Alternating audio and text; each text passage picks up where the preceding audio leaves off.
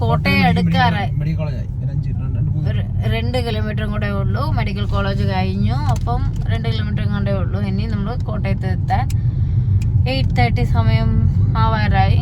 പക്ഷേ ഇതിൻ്റെ ഇടയ്ക്ക് കൂടെ മൂപ്പൻസ് പോയി, ആദാമിന്റെ ചായക്കട പോയി. ഇവിടെ ഒന്നും നിർത്തിയില്ല. മൂപ്പൻസിലൊന്നും തിരക്കില്ലായിരുന്നു.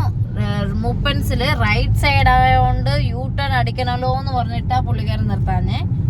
ആദാമിന്റെ ചായക്കടയില് തിരക്കുണ്ടായിരുന്നു. പിന്നെ ഒരു കട വന്നായിരുന്നു, സുമീസ് കിച്ചൻ. ഒരു ഐശ്വര്യമുള്ള പേരാ വന്നത്. എന്താ സുമീസ് കിച്ചൻ, നല്ല അടിപൊളി പേരില് ഒരു കിച്ചൺ വന്നായിരുന്നു. പിന്നെ ആ കടല് പോലും നിർത്തിയില്ല. എനിക്ക് വിശക്കുന്നെന്ന്. പുതിയൊരു കട ഉണ്ടെന്ന് പറഞ്ഞ് എന്നെ കൊണ്ടുപോവോ, ഇത് പുതിയ കട വരുവോ ഇല്ലയോ എന്നറിയത്തില്ല. കണ്ടു തന്നെ അറിയണം. ആ കടയുടെ പേരെന്തോന്ന് നിങ്ങൾ അറിയാവോ? മലബാർ. അത് എവിടാന്ന് നിങ്ങൾ അറിയാവോ? കോട്ടയത്ത് തന്നെയല്ലേ? ആ, എന്നാ കോട്ടയം കഴിഞ്ഞിട്ട് കഴിക്കാനിരിക്കുവോ പുള്ളി? Minster cast. ഓക്കെ, നമുക്ക് നോക്കാം. ഇനി അവിടെയും തിരക്കാന്ന് പറഞ്ഞ് നിർത്താതെ പോയാ സൂപ്പർ. 2 hours later. കുറച്ച് വെജിറ്റേറിയൻ ഫുഡൊക്കെ കഴിച്ച് നമുക്ക് ഇച്ചിരി വെജിറ്റേറിയൻ ഫുഡൊക്കെ കഴിച്ച് വയറിനൊക്കെ ഒരു സുഖം കിട്ടുന്നത്. പിന്നെ നിർത്താഞ്ഞേ, അങ്ങ് പറഞ്ഞങ്ങ് പോന്ന്. ഞങ്ങള് നീ തന്നെ കഴിക്കുന്നില്ല. ഫ്ലിമിംഗ് ഹോട്ട് ചിക്കൻ ഉണ്ട് കണ്ടോ, ഇവിടെയും ഉണ്ട്. അത് സ്വിഗ്ഗിയില് ബെസ്റ്റ് ബർഗർ ഇൻ സിറ്റി എന്ന് പറഞ്ഞിട്ട് അവാർഡ് വാങ്ങിച്ചതാ. ബർഗർ ഇൻ സിറ്റി കൊച്ചിയിലുള്ളവരാണെങ്കിൽ ചെക്ക് ചെയ്ത് നോക്കിക്കോളൂ. ഞങ്ങൾ ഇതുവരെ പോയിട്ടില്ല. സ്വിഗ്ഗി അവാർഡ്സിൽ കഴിഞ്ഞ പ്രാവശ്യം കിട്ടിയതാ ഫ്ലിമിംഗ് ഹോട്ട് ചിക്കനിന്. പിന്നെ ബെസ്റ്റ് കുഴിമന്തി കിട്ടിയത് Arabian palace. 4 hours later. At last Kottayam എത്തി. ഇനി നമ്മൾ ഫുഡ് കഴിക്കാൻ മാത്രം തപ്പിയാൽ മതി. നിർത്തോടെ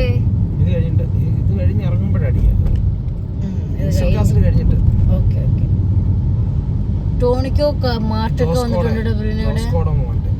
ആ, അതാ പറഞ്ഞ ടോണിക്കോ മാർട്ടൊക്കെ വന്നിട്ടുണ്ട്. നമ്മുടെ അവിടെ ഒന്നും ടോണിക്കോ മാർട്ടായിട്ടൊന്നുമില്ല.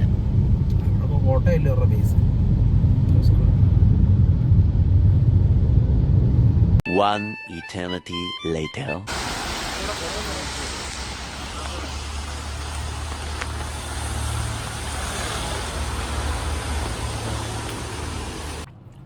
അങ്ങനെ നമ്മൾ ഫുഡൊക്കെ കഴിച്ചു.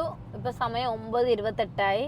കോട്ടയം നിൽക്കുന്നേ ഉള്ളൂ. നമ്മളൊക്കെ ഫുഡ് കഴിച്ചത് മലബാർ വില്ലേജിൽ നിന്നാ. ഫുഡ് എങ്ങനെ ഉണ്ടായിരുന്നു? ആക്ച്വലി ഇതൊരു പ്രീമിയം റെസ്റ്റോറന്റ് ടൈപ്പ് ആണ്. അപ്പൊ അതിന്റെ ബില്ലിംഗ് അങ്ങനെ ആയിരിക്കും വരുന്നത്. പക്ഷെ നമ്മൾ എസ്പെഷ്യലി നമ്മൾ സലാഡ് ചെയ്തു.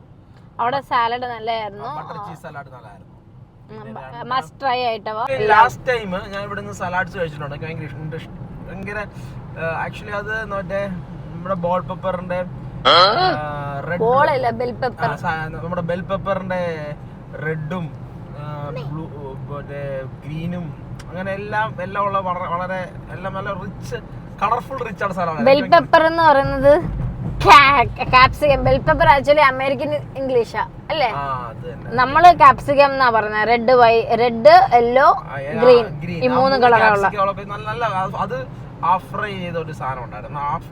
ഹാഫ് ഫ്രൈ ചെയ്ത സാധനം എനിക്ക് ഭയങ്കര ആ സലാഡ്സ് ഭയങ്കര ഇഷ്ടമായിരുന്നു. അപ്പോൾ അങ്ങനെയാണ് സലാഡ്സ് അവർ സജസ്റ്റ് ചെയ്തപ്പോൾ നമ്മൾ ട്രൈ ചെയ്തത്. പക്ഷേ salad is very nice. Actually നമ്മൾ വീട്ടിൽ സലാഡ്സ് ഉണ്ടാക്കുമ്പോൾ നമ്മളുണ്ടാക്കുന്ന അതേ കോമ്പിനേഷൻ തന്നെയാണ്. പക്ഷേ അതിൻ്റെ അതിൽ നമ്മളും ഡ്രസ്സിങ്സ് കുറച്ചുകൂടെ കൂടുതലിടും, കാരണം കുറച്ചുകൂടെ ടേസ്റ്റ് കിട്ടാൻ വേണ്ടി. ഇവര് ഡ്രസ്സിങ്സ് ഭയങ്കര മൈൽഡ് ആയിരുന്നു അവർ ചെയ്തതെന്ന് എനിക്ക് മനസ്സിലായത്. അതിനകത്ത് ലെറ്റ്യൂസ് ഉണ്ടായിരുന്നു, പിന്നെ ആപ്പിൾ, പപ്പായ, പൈനാപ്പിൾ, പിന്നെ ചീസ് ഉണ്ടായിരുന്നു, പിന്നെ ഡ്രൈ ഫ്രൂട്ട്സ് എല്ലാം ബട്ടറിൽ റോസ്റ്റ് ചെയ്തിട്ട് ഇതിനകത്ത് മിക്സ് ചെയ്ത് നമുക്ക് തന്നിട്ടുള്ളത്. അതുകൊണ്ട് നല്ലൊരു ഫുഡ്. ആംബിയൻസ് വൈസ് നല്ലതാണ് കേട്ടോ. നല്ല ഒരു പ്രീമിയം. നമ്മൾ പറഞ്ഞില്ലയോ, നമ്മള് കുറെ ഫുഡ് കഴിക്കാനല്ല കയറിയത്. ട്രാവലിംഗ് സമയത്ത് ഞങ്ങൾ കുറെ ഫുഡ് കഴിക്കാറും ഇല്ല. പക്ഷെ ഇന്ന് ആ പുള്ളിക്കാരന്റെ സർവീസ് ഉണ്ടായാൽ മാത്രമേ ഇത്രയും ട്രൈ ചെയ്ത് നോക്കും പറഞ്ഞപ്പം ഓക്കെ എന്നാൽ ട്രൈ ചെയ്യാം. പക്ഷേ ഞങ്ങൾ കഴിച്ചതിൽ പുള്ളി സജസ്റ്റ് ചെയ്തതിൽ എല്ലാം നല്ലതായിരുന്നു. ഓക്കെ, അപ്പോൾ എത്ര മാർക്ക് കൊടുക്കും നിങ്ങൾ?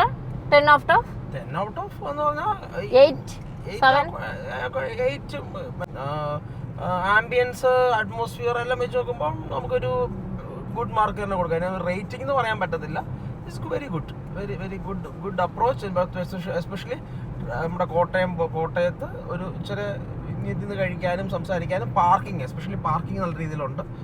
നമുക്ക് ട്രാവൽ ചെയ്യുമ്പോഴാണെങ്കിലും കുറച്ച് റെസ്റ്റ് എടുക്കാൻ പറ്റിയ ഒരു സ്പോട്ടാണ്. ഓക്കെ, ഇനി നമ്മൾ അങ്ങ് ചെന്നിട്ട് വീഡിയോ എടുക്കാം ഗൈസ്. 70 കിലോമീറ്ററോ 70 കിലോമീറ്റർ. അപ്പോൾ ഏകദേശം ഏകദേശം ഒരു 11 മണിയാകുമ്പോൾ റീച്ച് ആവുന്ന ഇപ്പോൾ പറയുന്നത്. ട്രാഫിക്കോ മഴയോ ഉണ്ടെങ്കിൽ അതിനേക്കാളും കൂടുതൽ സമയമാവും. പക്ഷേ ഞങ്ങൾ എന്തോ വെക്കേഷൻ പോകുന്ന പോലെ സ്ലോ മൂഡിൽ ഒരു മെലഡി സോങ് ഒക്കെ കേട്ടോണ്ട് പോയിക്കൊണ്ടിരിക്കുന്നു. അല്ല പൊന്നോ, നമ്മൾ ട്രിപ്പല്ലേ പോകുന്നേ?